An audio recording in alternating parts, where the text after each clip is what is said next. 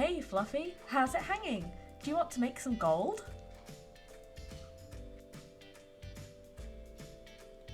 Do you want to spend 10 million gold leveling up your Shadowlands profession, then cancel scanning for 12 hours a day to earn 10k profit a sale? So, how much gold do you have, Fluffy?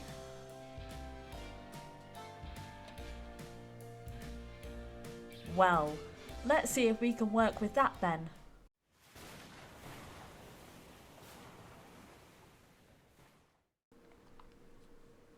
So let's spend that 2,000 gold on an investment in a pet.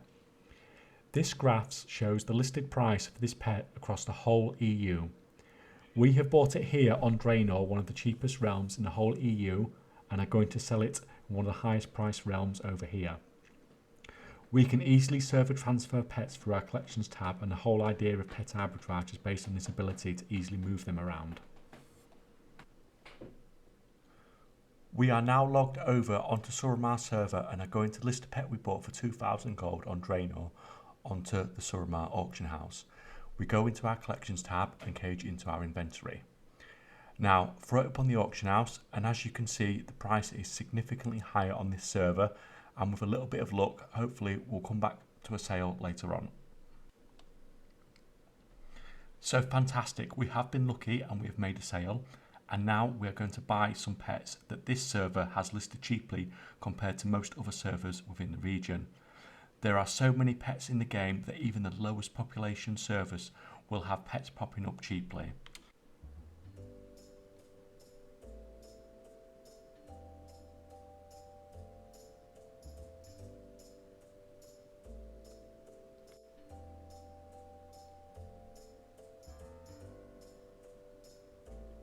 We have spent the gold that we have earned, and now we're going to throw these pet investments into our collections tab and transfer them to other servers like we did bringing the original pet to here. So now we are over on Malygos server, and we are going to repeat the same process we did over on Suramar. And that is basically pet arbitrage. You are moving pets around to maximise the amount you can sell them for. The leper rat we paid 32k for on Suramar is at 80k here on Malygos EU. We can find a nice server of the crab we bought as well to make even more profit. You can rinse and repeat this process over a large number of servers, but pets can be slow to sell, so doing this in mass quantities works best. So I'm going to show you the easiest and safest ways to do this. So firstly, we need some add-ons. You need TSM obviously. You need your TSM setup to pull pricing data from any server you want to do pet arbitrage on. This means that if you are a freebie TSM user, you are limited to 10 servers, and premium users are limited to 50. Now this isn't 100% needed, as you can do things more manually, and on the US I do pet arbitrage across 83 servers, so on over 30 of them I do not have pricing data. However, it is a very powerful tool, as we shall see in a second. So next we want Rematch, and we want Rematch TSM Values. And in addition to those add-ons, we also want this macro, which I will link below for you to copy and paste. So hopefully once you have reloaded, this is how your pet journal looks. Now we just want to make sure this is set up correctly. Click filter, make sure collected is ticked and uncollected is off.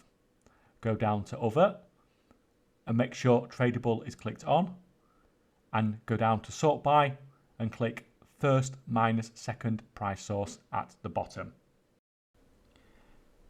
Now what this has done is it has filtered out untradable pets, but more importantly they are now listed in order of how much the current price is on this realm minus region wide price. So for example, this animated tome has a region wide price of 80,000 gold, and is currently listed on this auction house at 119,000 gold, so it's at 39,000 gold above region wide value. So it's higher on the list than this Hexar, which is 27,000 gold above region wide value. A plus or a minus next to a price shows a percentage markup, so basically more pluses is better. Say for example you have a pet with a region value of 20,000 gold that is selling for 70,000 gold on this server, and another pet with a region value of 300,000 gold that is selling for 350,000 gold on this server.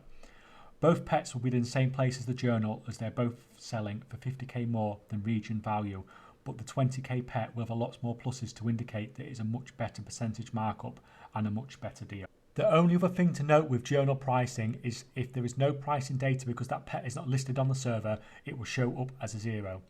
So, for example, this little guy right here, this 0 here is for his server pricing data. So this indicates that there is not one listed on this server currently.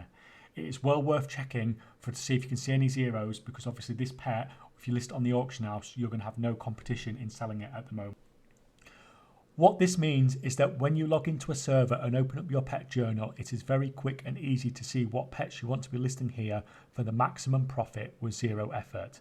That macro from earlier is a cage pet over Mouseover macro, so when you log into a server, you can literally open up your pet journal, mouse over and spam macro over any pets that look good to sell on this server.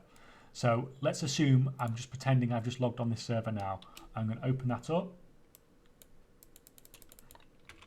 and we'll have that. We'll have some of that and that. Check for zeros down the bottom. We'll have that one there, that one there. That's all good. So that's all the good pets on this server. List on the auction house. As you can see, no competition on some of these pets. And that's it. And that's taken, what, 30 seconds to establish all the best pets to sell on the server that I currently have and to list them on the auction house. So let's find some pets for us to invest our gold into. So there are 3 main ways that we can search for pets. Number 1, we can manually search for pets. I'm not going to go through manually searching today, as it's basically the same as manually flipping, and I'll do a video about that on its own. Number 2, we can come up here and we can just type battle pets, and it's going to do a search through the whole auction house and all the battle pets that are available. But as you can see, a lot of these are really low value, and it's just not worth the effort and the time it takes to do the scan. So the best method is just to do a good old-fashioned TSM shopping scan. So the number we've got on here is set up to be the market value, and we're just going to go through some general rules of pet buy and why this scan runs. So number 1, don't buy crafted pets or any other infinite sourceable pet.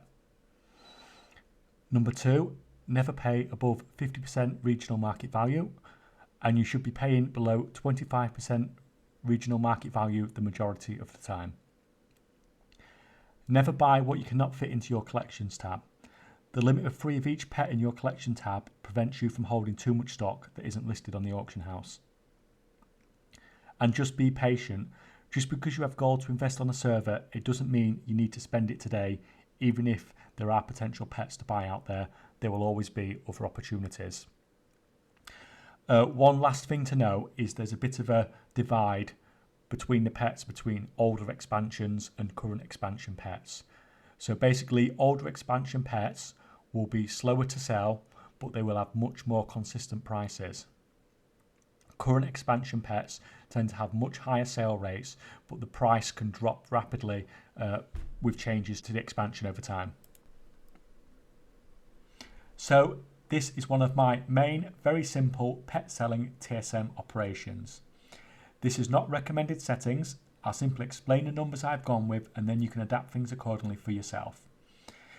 You could quite reasonably ask, why would you possibly run with such a low minimum price? So it depends if this bothers you basically.